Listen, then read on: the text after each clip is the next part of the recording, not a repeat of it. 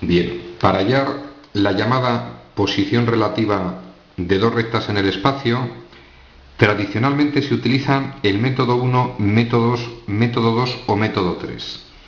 Voy a explicar un cuarto método, digamos, para ampliar conocimientos.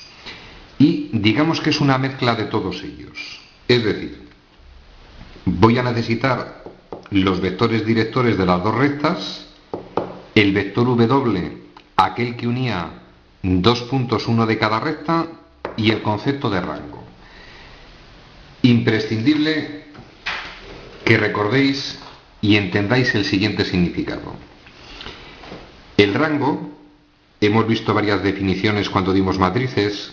En una de las definiciones dijimos, el rango de una matriz, que es un número el resultado, va a coincidir con el número de líneas, bien sean filas o columnas, linealmente independientes.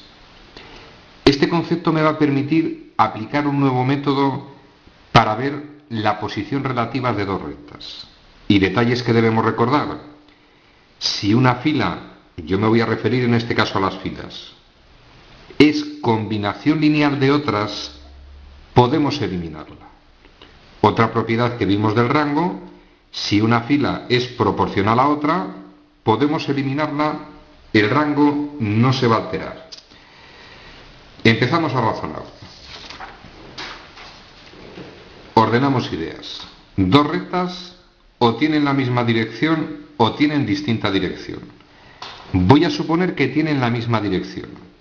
Dos casos, coincidentes o estrictamente paralelas. Empieza la fiesta. Yo voy a localizar un vector director de la recta R, U sub R, vector director de la recta S, U sub S, y el vector W que une dos puntos de las rectas. Tomo un punto de R, un punto de S, el vector que obtengo al unir esos dos puntos, orientado como os dé la gana, se va a referir al vector W. Pues bien, si el rango formado por los dos vectores directores de las rectas vale 1 y el rango formado por los dos vectores directores y ese tercer vector W vale 1, rectas coincidentes.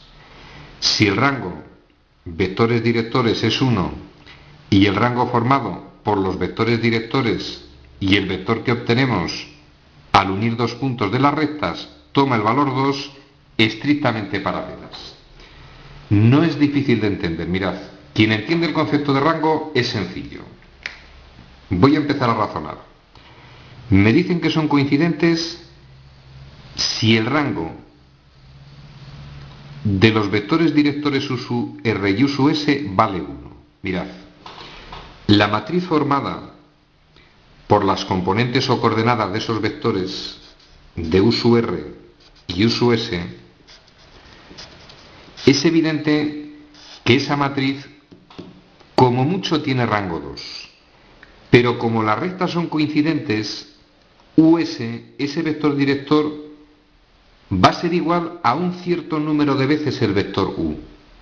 Y viceversa, yo puedo expresar el vector UR respecto de U sub S. Es decir, para hallar el rango podemos eliminar esa línea. Por lo tanto, como mucho el rango formado por esos dos vectores va a tomar el valor 1. Vamos con el segundo de los casos. Vamos a analizar el rango de la matriz formada por las coordenadas o componentes del vector director de R, coordenadas o componentes del vector director de S y W. Ese rango va a valer 1. Motivo: el vector W era el que unía dos puntos cualesquiera de la recta. Por ejemplo, este y este. Ese sería el vector W. Es evidente que W lo puedo expresar en combinación lineal de los dos vectores directores. Por lo tanto, podemos eliminar de la matriz las coordenadas o componentes de W. Por el mismo razonamiento, como el vector director de S y de R son proporcionales, podemos eliminar esa línea. El rango de esa matriz va a tomar el valor 1. Siguiendo este razonamiento, llegamos a la conclusión de que van a ser coincidentes si el rango de los directores vale 1, si el rango formado por esos tres vectores vale 2, van a ser paralelas. Motivo, mismo razonamiento. Es decir, de la misma forma que antes, el rango de la matriz formada por esos dos vectores, como son linealmente dependientes, puedo decir que este vector va a ser un cierto número de veces este. Lo podría eliminar de la matriz para hallar el rango de la misma. Va a tener rango 1. Sin embargo, si tomo estos dos puntos y obtengo el vector director W, puedo eliminar de la matriz U sub S porque sigue pudiéndose expresar en función de U sub R. Pero como estos son con distinta dirección, son linealmente independientes, el rango de esa matriz tomaría el valor 2. Pasamos a la siguiente lámina y razonamiento similar. En vez de tener misma dirección, tienen distinta dirección.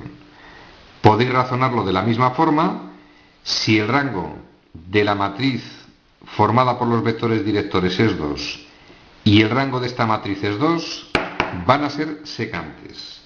Si el rango vale 2 y el rango vale 3, en ese caso van a ser cruzadas.